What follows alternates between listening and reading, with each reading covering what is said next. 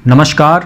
Astro भी channel के इस कार्यक्रम में आप सबका एक बार फिर से स्वागत है। 17 जून 2023 को शनिदेव वक्री होने जा रहे हैं। शनिदेव का ये वक्री काल तकरीबन 140 दिनों तक चलेगा, 4 नवंबर 2023 तक। आज इस वीडियो में मैं आपको कर्क राशि पर शनि के वक्री काल का क्या प्रभाव पड़ेगा उसकी संपूर्ण जानकारी दूंगा, तो कृपया वीडियो को अंत तक देखिएगा, स्किप मत कीजिएगा, क्योंकि अंत में आपको उपाय भी बताए जाएंगे जो आपके लिए काफ़ी कारगर सिद्ध होंगे।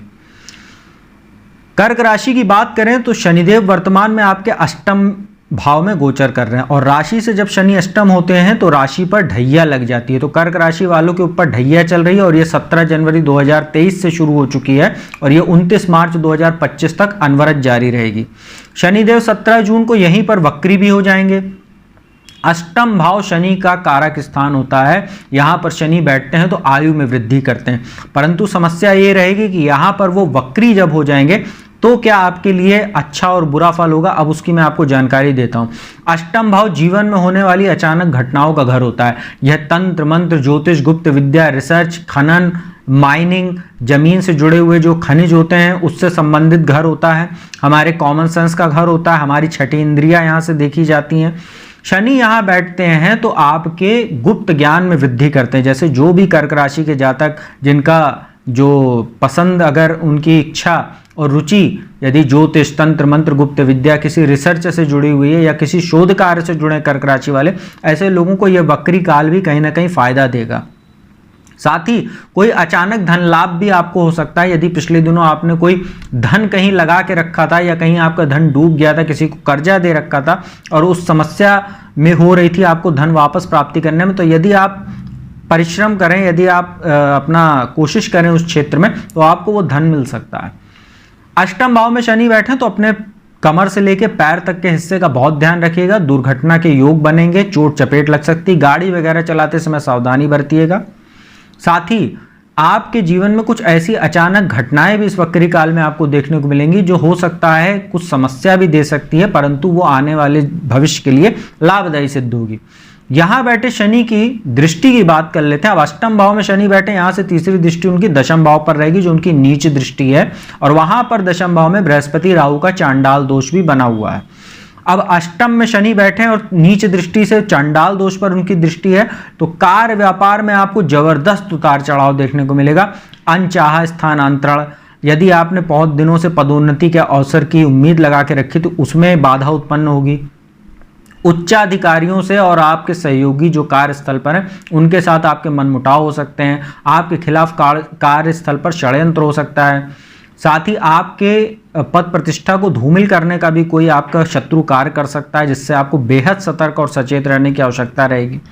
सप्तम दृष्टि दूसरे भाव पर होने से पैतृक संपत्ति से जुड़ा कोई मामला चल रहा तो उसमें भी अब बाधा आपको इस वक्री काल में देखने को मिलेगी, क्योंकि वाणी आपकी प्रभावित होगी, क्योंकि चांडाल दोष की भी दृष्टि बृहस्पति राहु की दूसरे भाव पर पड़ रही है। तो पंचम दृष्टि चांडाल दोष की, सप्तम दृष्टि शनि की दूसरे भाव पे, वाणी आपकी दूषित होगी। वाणी के कारण आप अपने बनते हुए कार्यों को बिगाड़ेंगे। परिवार में भी कलह की स्थिति उत्पन्न होगी, परिवार का माहौल खराब होगा आपकी वाणी की वजह से। यदि आप विवाहित हैं तो ससुराल पक्ष से भी आपके संबंध इस गोचर के दौरान तनावपूर्ण रह सकते हैं। संचित धन में भी आपको कमी देखने को मिलेगी, कारण होगा आपका स्वास्थ्य प्रभावित होगा। साथ ही परिवार में किसी सदस्य का स्वास्थ्य प्रभावित हो सकता है, जिसपे आपके संचित धन खर्च होगा। दूसरा भाव प्रारंभिक शिक्षा का भी होता है, तो जो भी जातक प्रारंभिक शिक्षा वाले हैं तो उनके पढ़ाई में भी कुछ अवरोध उत्पन्न होगा। शनि की 10वीं दृष्टि जो रहेगी वो पंचम भाव पर रहेगी। अष्टमेश होकर अष्टम भाव में बैठे हैं, और यहाँ पे एक विपरीत राजयोग तो बना हुआ है, परंतु अष्टम भाव में बैठे हैं। अष्टमेश होकर 10वीं दृष्टि से पंचम भाव को देखेंगे, शिक्षा संतान के घर को देखेंगे, तो संतान के स्वास्थ्य को लेकर आपको चिंता होगी, संतान की शिक्षा में बाधा उत्पन्न होगी। साथ ही यदि आप छात्र हैं तो आपकी भी बाधा उत्पन्न होगी शिक्षा में। साथ ही दैनिक आमदनी में उतार चढ़ाव देखने को मिलेगा।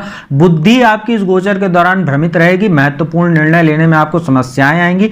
इसीलिए जब भी कोई महत्वपूर्ण निर्णय लेना हो तो अच्छे से सोच विचार लें। 2-3 लोगों से जो आपके खास हों उनसे आप राय मशवरा करके ही किसी महत्वपूर्ण फैसले को अंतिम चरण में ले जाएं, नहीं तो आपको कोई हानि भी हो सकती है। और जुआ, सट्टा, शेयर, लॉटरी, इन सब चीज़ों में निवेश करने से हो सके तो दूर रहें, और यदि आप इनमें निवेश करते हैं तो बहुत सतर्कता बरतिएगा, क्योंकि आपको ज़बरदस्त हानि के भी योग बन रहे हैं, क्योंकि जो संचित धन आपका है उस पर चांडाल दोष की भी दृष्टि है और कहीं ना कहीं राहु आपको प्रेरित करेगा। जुआ, सट्टा, शेयर, लॉटरी या योग या इलीगल जो काम होते हैं, इलीगल चीज़ों में पैसा निवेश करने के लिए आपको प्रेरित करेगा राहु।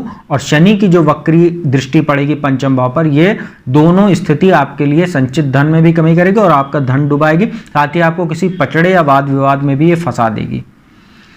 तो मित्रों, जो शनि का वक्री काल है, चूंकि कर्क राशि वालों के ऊपर वैसे भी शनि की ढैया चल रही है, आपका मानसिक तनाव भी कहीं ना कहीं बढ़ा हुआ है।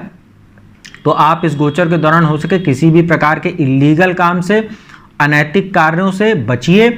महिलाओं का सम्मान कीजिए, खासतौर पर अपनी माता का स्वास्थ्य का ध्यान रखिएगा, उनके साथ संबंधों का ध्यान रखिएगा, तो उनका आशीर्वाद आपको शनि के जो दुष्प्रभाव है उनसे बचाने का कार्य करेगा। उपायों की बात करें तो भगवान शिव की जितनी पूजा उपासना कर्क राशि वाले कर सकें, हर सोमवार को घर में या मंदिर जाकर शिवलिंग पर दूध और जल अर्पित कीजिए, साथ ही सफ़ेद चंदन अर्पित कीजिए। और सफ़ेद चंदन आप भी प्रतिदिन स्नान आदि के उपरांत अपने माथे और कंठ पर लगाइए, तो आपको काफ़ी मन को शांति मिलेगी। और ओम नमः शिवाय मंत्र का जाप आप ध्यान के रूप में कीजिए, मेडिटेशन के रूप में कीजिए, तो भी आपको कहीं ना कहीं काफ़ी मानसिक राहत देखने को मिलेगी। क्योंकि शनि का जो अष्टम भाव में शनि गोचर कर रहे हैं, ये कर्क राशि वालों को मानसिक तनाव दे रहे हैं और वक्री काल में ये मानसिक तनाव बढ़ भी सकता है। इस वजह से इन उपायों को करना आपके लिए बेहद कारगर साबित होगा। तो मित्रों, उम्मीद करता हूँ वीडियो आपको अच्छी लगी होगी। यदि वीडियो अच्छी लगी हो तो चैनल को सब्सक्राइब कर लीजिएगा, बगल में बेल आइकन का बटन उसको प्रेस कर लीजिएगा। और जो भी जातक मुझसे कुंडली विश्लेषण कराना चाहते हो तो मेरा नंबर डिस्क्रिप्शन में और स्क्रीन में दोनों पर आपको दिख रहा होगा, उस पर संपर्क करके आप अपॉइंटमेंट ले सकते हो। फीस जमा कराने के उपरांत घर बैठे मेरे द्वारा कुंडली विश्लेषण का लाभ प्राप्त कर सकते हैं। तो अब मैं अपने वाणी को यहीं विराम देता हूँ। जल्दी आपको किसी नई वीडियो में मिलूंगा, तब तक के लिए ओम नमः शिवाय।